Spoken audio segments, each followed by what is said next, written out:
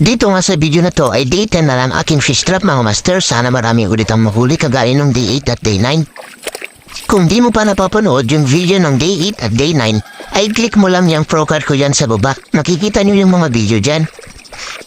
Heto, mabalik tayo sa paglalagay at pagpapandaw ng fish trap ngayong day 10. Siya nga pala, same process ulit ang aking gagawin. Ilalabay ko ulit sa ilalim ng kangkong o kaya sa ilalim ng water lily. Tapos itatali na rin para hindi tamayin ng isda kung marami ang mahuhuli. Lalagyan ko na rin pala dito ng feeds para maakit yung mga isda. Siya nga pala, last na pain na yan. Kung gusto mong malaman kung makakahuli ay tapusin ang buong video na to. Pero bago ang lahat, kung di ka pa nakafollow sa aming Facebook page at di ka pa nakasubscribe sa aking YouTube channel, ay baka naman.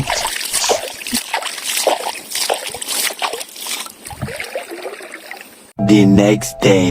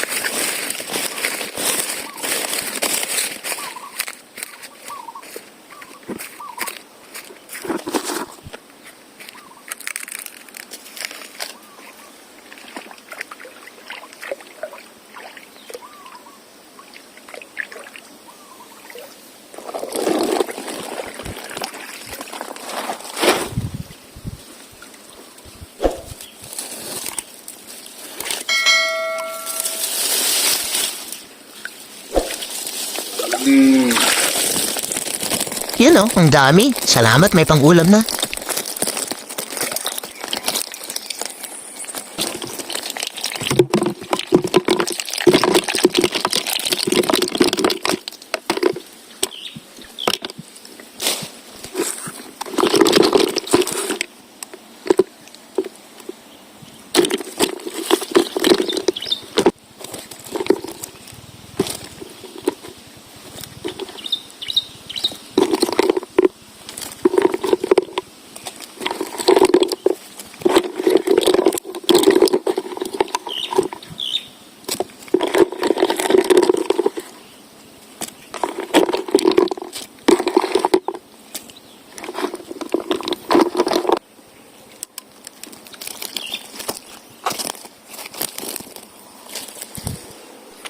Hanggang dito lang muna mga master, maraming salamat sa panonood.